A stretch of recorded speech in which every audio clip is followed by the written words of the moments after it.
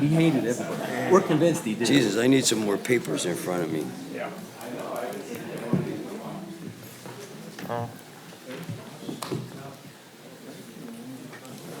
Okay.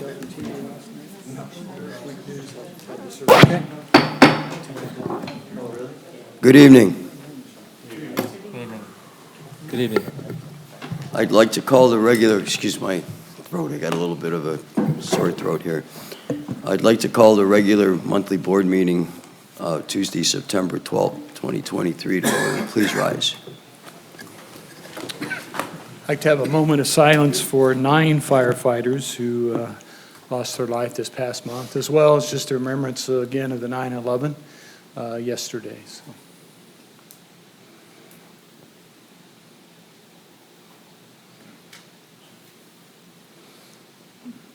God, we come to you and give thanks for those that gave up their life in the service of others and taking care of others. And Lord, I pray you be with their families and just strengthen and comfort them. And Lord, we honor those as they were remembered yesterday that made a sacrifice in so many different ways for our country and to save and serve others. And I pray, Lord, that you will always help us to remember that and always be mindful of the blessings that we enjoy each and every day.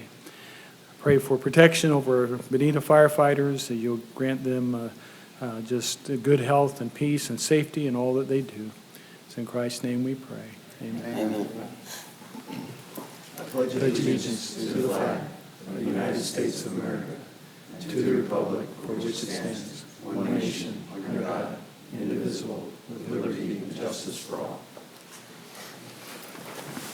We're now going to take a short recess from our regular meeting to open what is required by law, our tentative millage and tentative budget hearing for Tuesday, September 12th, 2023, 5:01. I would ask that our treasurer read into the record, please. Yes, sir. Thank you. Number 1, this hearing is to adopt the tentative millage and budget for the 2023-2024 year. Number 2, the tentative millage of 1.9466 per $1,000 will be 5.70% more than the rollback rate of 1.8417 mils. Number 3, the reason for the increase in millage amount over rollback is A, increased personnel services and wages, and B, replacement of fire and medical equipment. 4, the total ad valorem taxes generated from the millage of 1.9466 will be $29,951,082.40.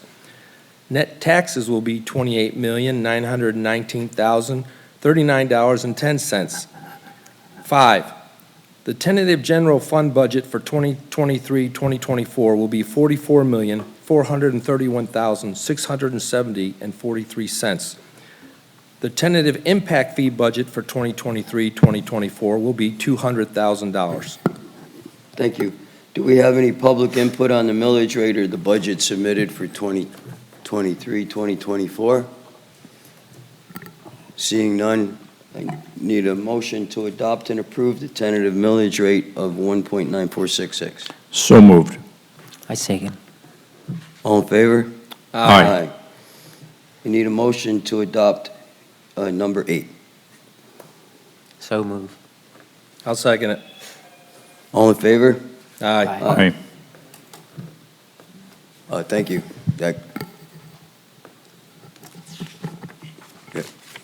Anything further from Chief's desk here? Lisa? That concludes. We'll adjourn that section of the tentative millage and tentative budget hearing. We'll now call our regular meeting back to order.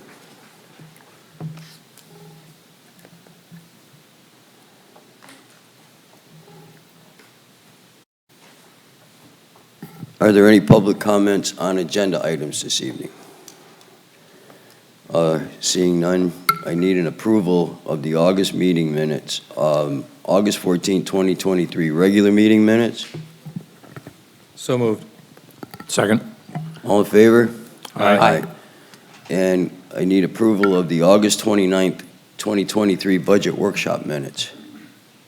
So moved. All in favor? Aye. Aye. One motion, please, for August 2023 and current expenditures and ACH payments, acknowledgement of financial report, acknowledgement of wire transfers and transfers between accounts. I'll make that motion. I second. All in favor? Aye. We need a motion for the purchase orders over $10,000. I'm not going to read them all. They're all listed there, and they're in your pack. I need a motion to approve those.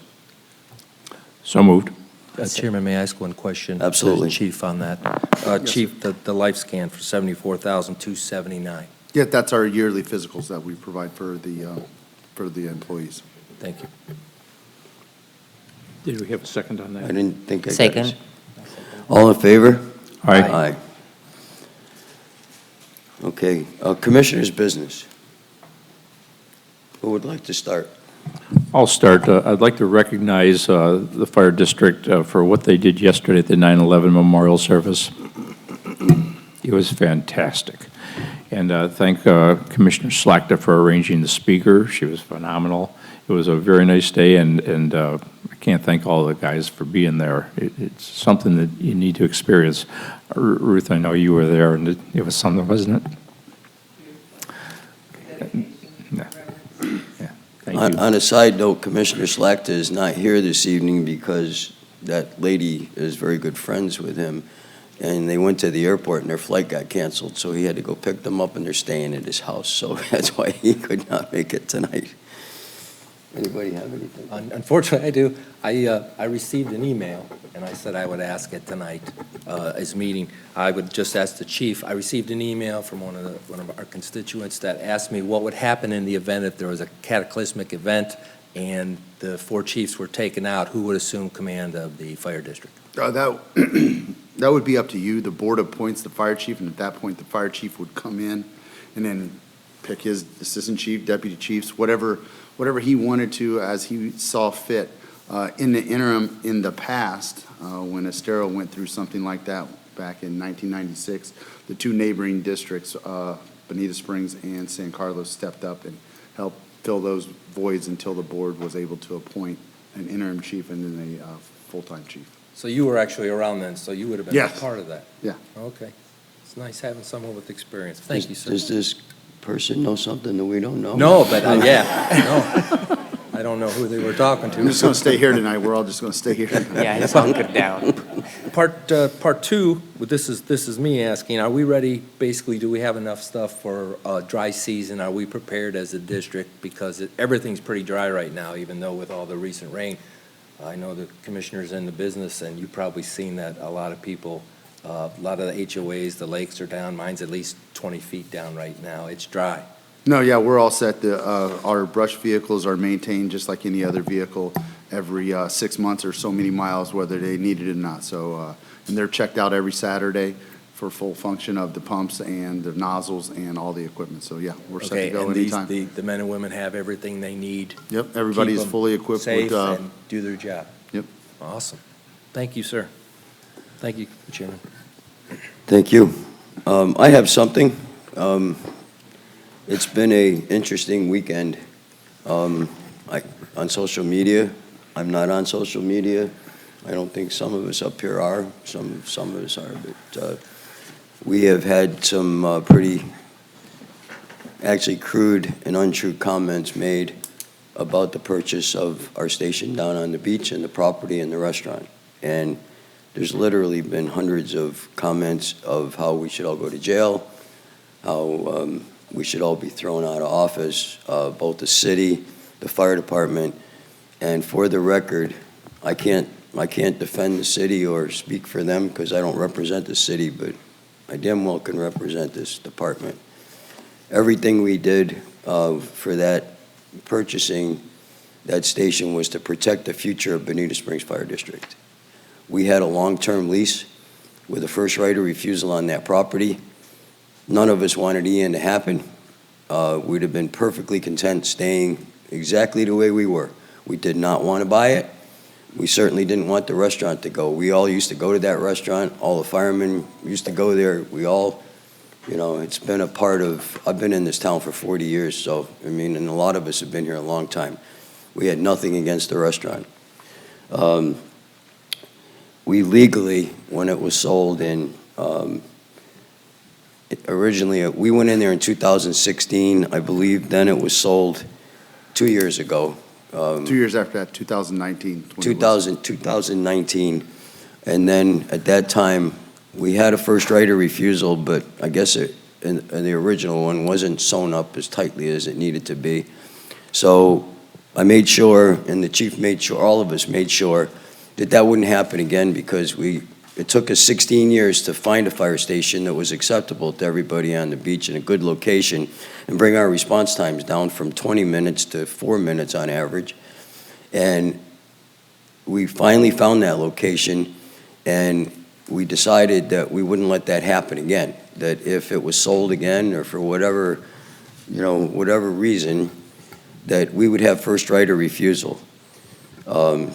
The owners of the property, who owned several properties on the beach that were all damaged, went to Barry DiNicola Realty. He sold over $2 billion worth of property since 2000 on Hickory Island and in the area.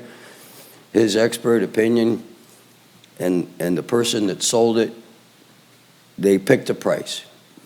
They gave us the price of $6 million.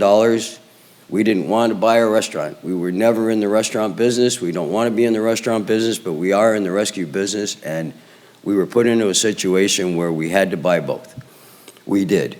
We gave full asking price. They asked $6 million. We closed in January. We gave them their money. It took us, I'm going to say, roughly 9 months to open the station back up. We weren't going to do anything with the property until we got up and running. That was our priority.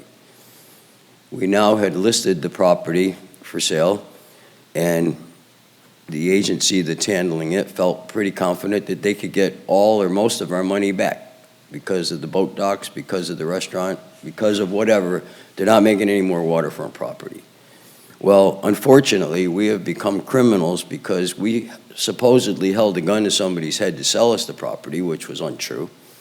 The city had told, so apparently, I'm telling you the stuff I know firsthand, that we were all involved with firsthand. The hearsay from the city I can't speak on, other than the fact that the people are doing comparisons to Coconut Jack's and Fish House and how could they open and we couldn't. Well, they hired a private appraisal company, I know this for a fact. The city wasn't looking to question the appraisal. They just had numbers in front of them that might have been 30 years old, and they suggested that you hire your own appraiser, and you could do 50% under federal FEMA laws. You could do 50% without meeting new code.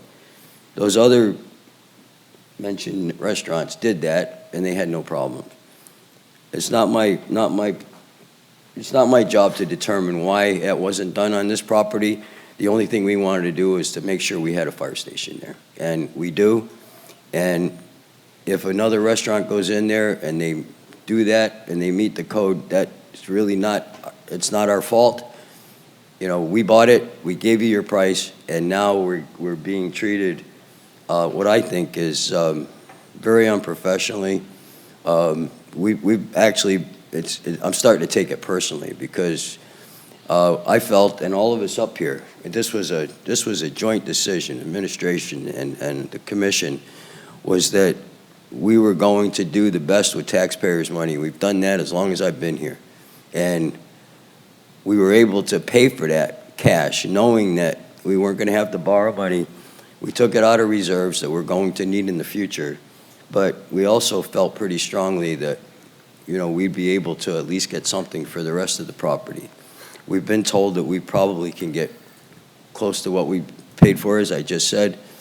And for some reason, there's some anger on the sellers that we can do that. Well, I'm not sure that if you sell something, we didn't hold a gun to your head. If you sell something and we buy it, it's ours to do as we choose. And as representatives of the taxpayers, we are trying to get as much money back for that property to put back into the coffers that belong to you, okay? And for the record, I just want to set that straight. I'm not going to get it, I'm not making it personal, although it wouldn't take much for me to get my Irish up to take it personally. But I'm not going to take it personally. I just want that to be on the record, and feel free, Chief, if you want to add something to that. No, just the same thing is, in the beginning, and you can go back and look at it, any of the interviews that I've done about when we were buying the property from December to January, December to February when we closed, I always said, we're not in the restaurant business, we're in the rescue business. Our intent to do with the property afterwards was to put a restaurant there, or to tell somebody with a restaurant, because that's what the community told us on all the social media when we were buying it. What's gonna go there? What are you gonna put there? We said we'd love for it to go to a restaurant, and, kind of what started this whole ball of wax rolling was Gulf Shore Business did an interview with me about the sale of the property. And again, if you look in the interview, I said, we have been approached by numerous restaurant businesses. We would like to have a restaurant go back into that space. It's what it's there for. It's what it's been for 50-plus years. I knew the previous owners, the two previous owners, very well. So, and that's what the community wanted, is more public access down there. And that's what our intent was, is to do that. And that's still what our intent is to do, and do what's best for the community and what's best for the fire district. And we'll just see where it goes. I mean, at the end of the day, we've been there since 2016. When this all went down in January after Ian, they made it sound like that we swooped in and did things. We were there since 2016. So we've been there. We've been on the island. What happened with the city, I have no clue. Not part of the city anymore. The fire district isn't part of the city. But I will tell you that on at least one occasion, I had made comments that this is what the other properties have done, maybe you should go that way. So those comments have been made to all parties. And the legacy of that place goes back to the Bodies. They were there for a very, very yes. long time, and if it wasn't for them, we wouldn't even be having this conversation. And it seems like the newcomers came along and are creating something that, some type of a problem that isn't a problem. And at the end of the day, who the entities that we bought it from, I don't wish them any ill wills. I mean, if they want. Absolutely not. And again, I hate to say it this way, it's for sale right now for what best offer. They want to buy it back and put the restaurant there and try and go the way of Coconut Jack's or Doc's or the Fish House. We hired The door's open. we hired a professional company to market it. We're not realtors either. We're not restaurateurs. Right. We're not realtors, okay? We're just a steward of your money.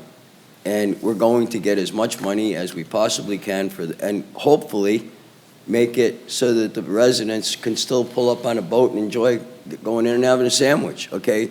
That wasn't anything personal against anybody. If that's not the best use and there's zoning problems, that's beyond our control, okay? But we're doing everything we can.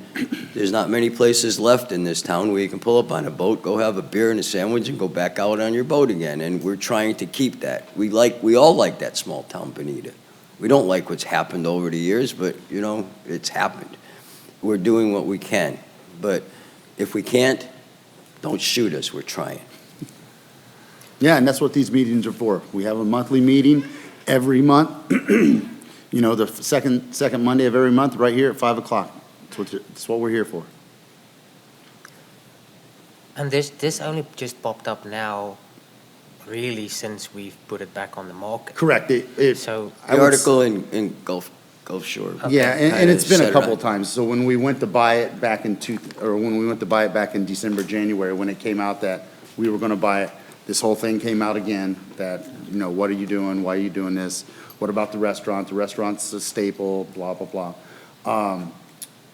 That's when I did most of the interviews. I went on 2 or 3 Zoom calls. I did Gulf Shore again. I did a couple different ones stating that we were in the rescue business, not the restaurant business. And so now I think it's back to a fresh, here it is, fresh in everybody's mind again, because now it is up for sale. it's listed now. It's listed now. And there's a price on it now. Yes. And it kind of just came around again. Yes.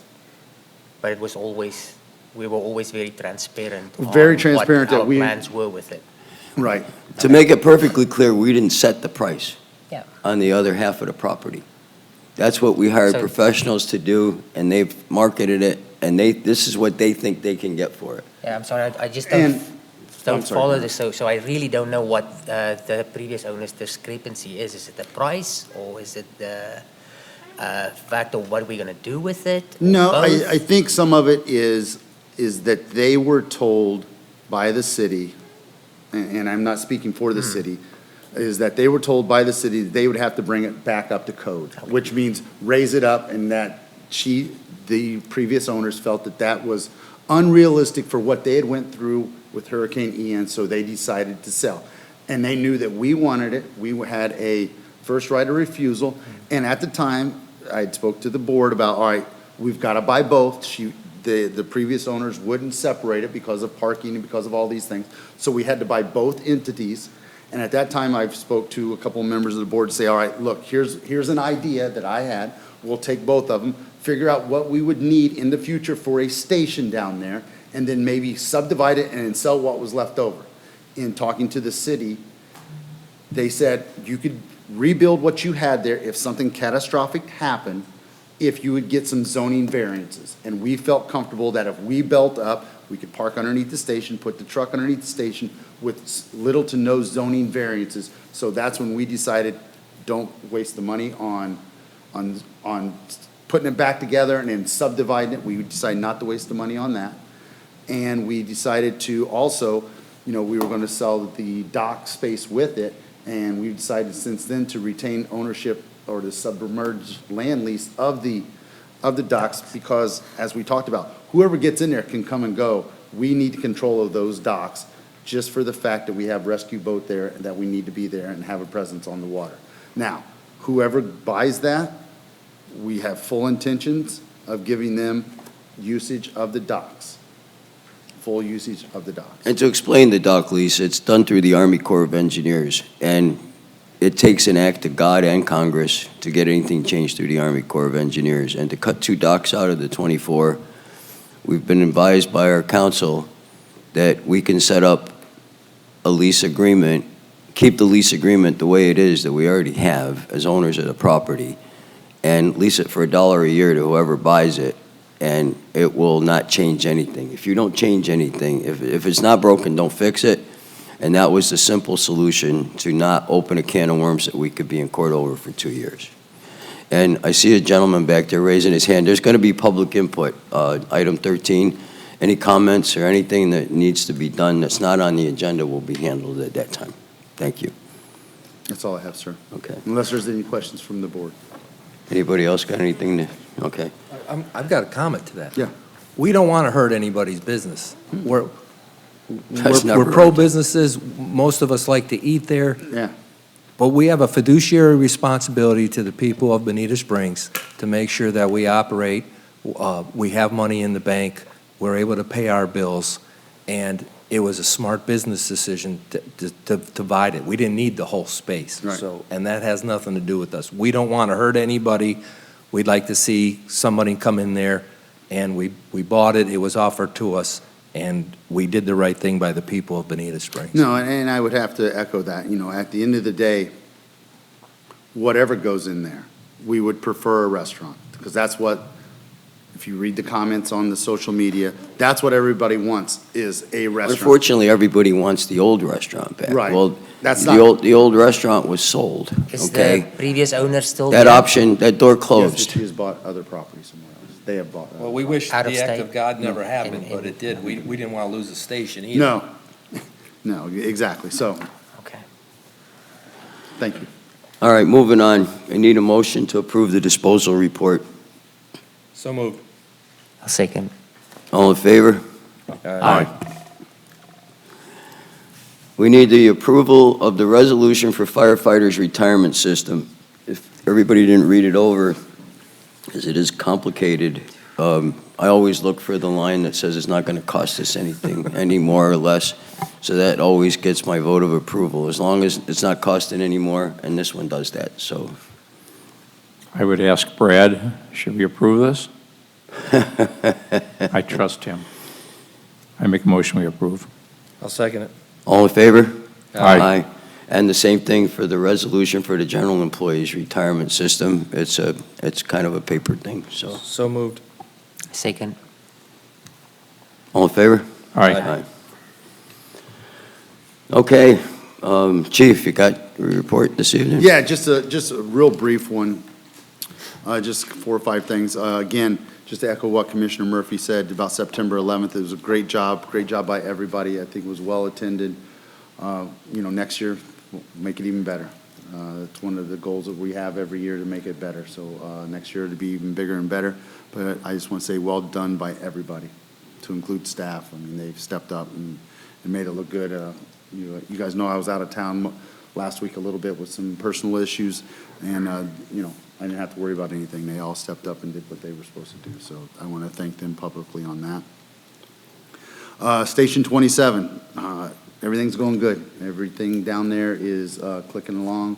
We're still trying to dust a few cobwebs off of it, but we're back and got the presence on there, running some good calls, making a difference down there with our response time. So that is great. With talking about that, and I talked a little bit about it at the budget workshop. So as we know, when Hurricane Ian happened, the fuel dock and the docks themselves were somewhat damaged down on at the property. So we've been talking, myself and Chairman Lohan at FASD along with Commissioner Murphy. One of the board members at FASD, which is the Florida Association of Special Districts, also is on the board, and he is the general manager of WESN, which is the West Coast Inland Navigational District.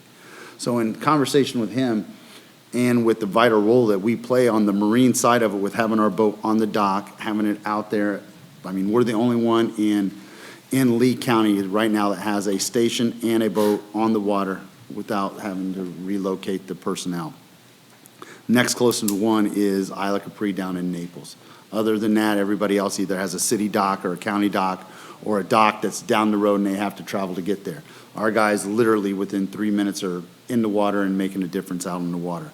So with that, Justin McBride and WESN recognize that, and they've agreed to, not a grant, so it's not a 50-50 grant, they're going to pay for the repairs of the fuel system and the docks at Station 27.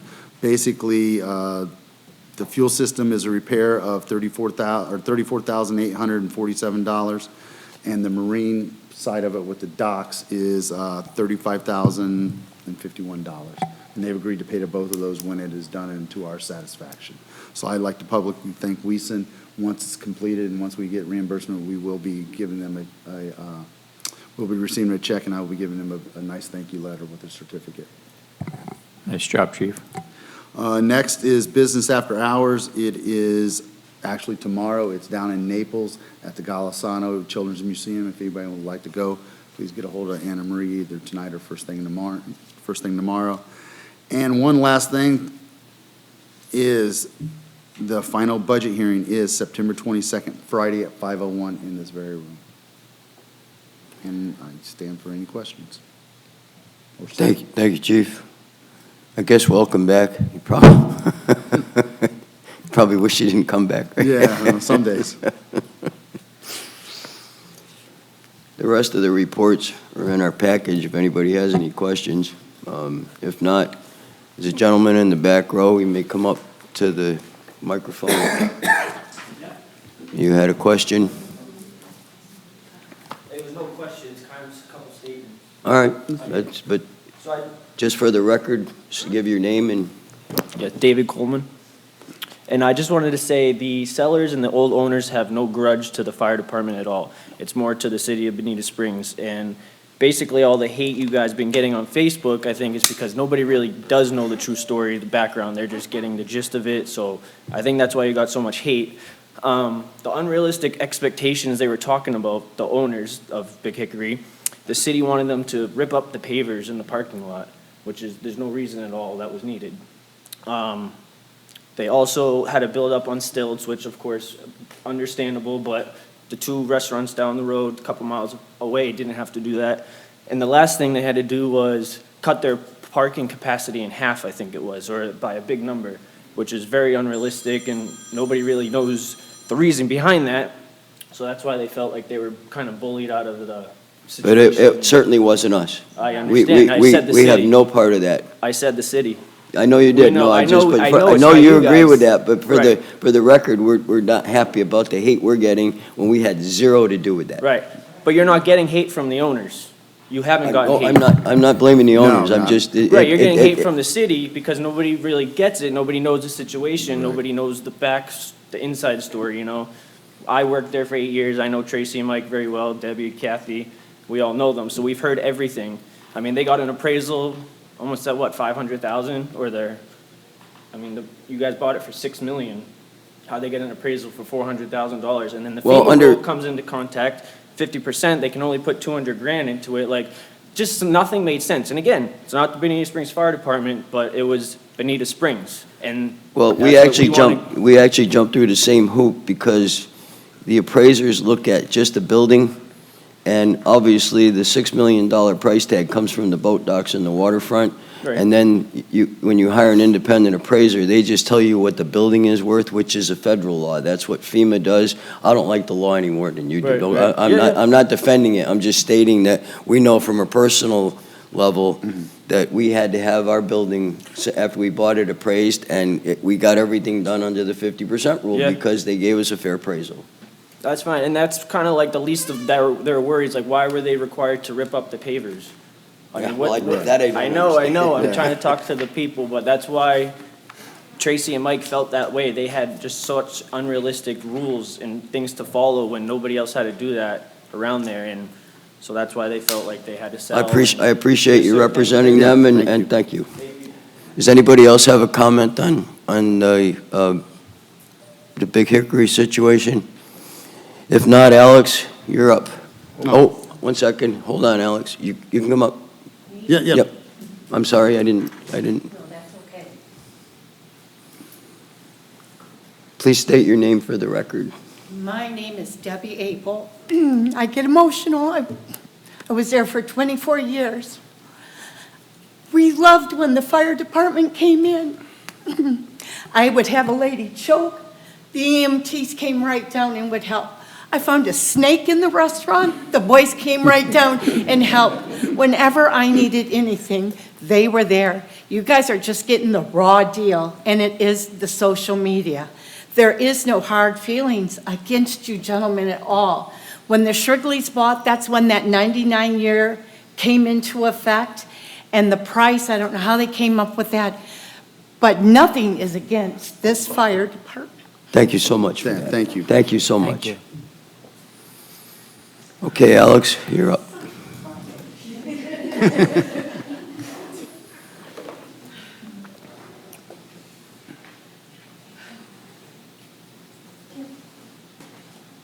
Bring the fire trucks with me. This is from the city of New York. You know I'm a fire truck collector.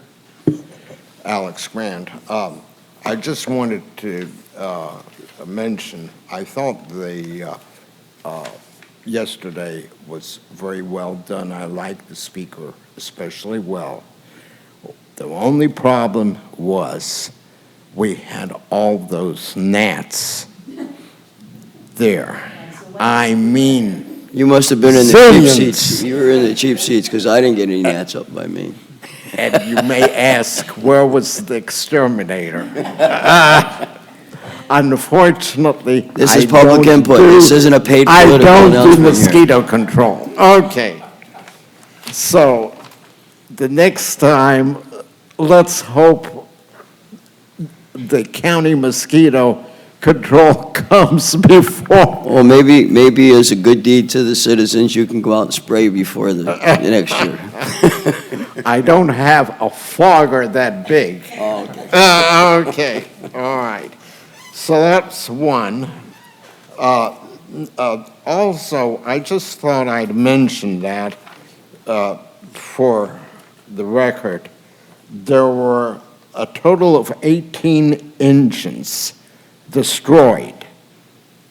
This was one of them, this was a model of the one that was destroyed. This was the Squad engine, which had a larger pumper for them, Squad 1, and this was engine 10. Engine 10 and ladder 11 were the closest response vehicles across from the World Trade Center. So they went first, and both of them went down That's with the very buildings. interesting. There were also a total of about 15 ladder towers, and ladder tillers that were destroyed, 2 heavy rescues, and 10 other special vehicles, not including the battalion chief's vehicles, et cetera. And a good number of the chiefs, battalion chiefs, et cetera, perished. I have also, I get Fire Apparatus Journal, and if you're interested next time you do this, I still have that article from Fire Apparatus Journal if you need some detail in that. Chief Broad would like to see that. Detail. Okay, I've got that. I just have to dig it out. Also, the other problem, that repeated problem that we've got is with these PFAS, and so I'm just going to give one to the chief and one to the assistant chief, and there's something with how much of that is in water supplies, and I don't know. You're on the water board? Correct. Maybe you two need to. That's a look different, at that's a this. different meeting. Okay, I know. Okay, that's it. Thank you, Alex. Yeah, make sure you get him that magazine. Yeah, yeah. Let's see. Anybody else have anything they'd like to add to the conversation? That's I'd like to your say one more copy. Get it, somebody from the public. Just to clarify his comment, I'm not on the water board. We don't water board. I'm on Bonita Springs Utilities. Not anymore. You will pay the bill. Please. Hi, you have the my floor. name is Ruth Bodie.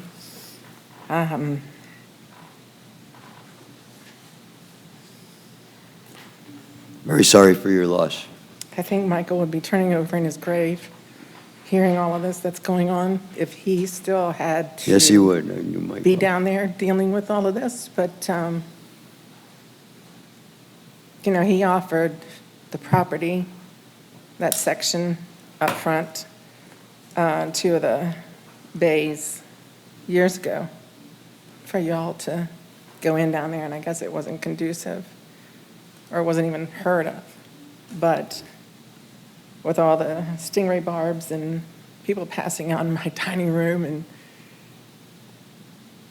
the head-on collisions down there, I really wish you guys would have been down there then, but I'm really grateful that you guys are down there now. I really, really am. So, thank you. Thank you, that means a lot. Thank you.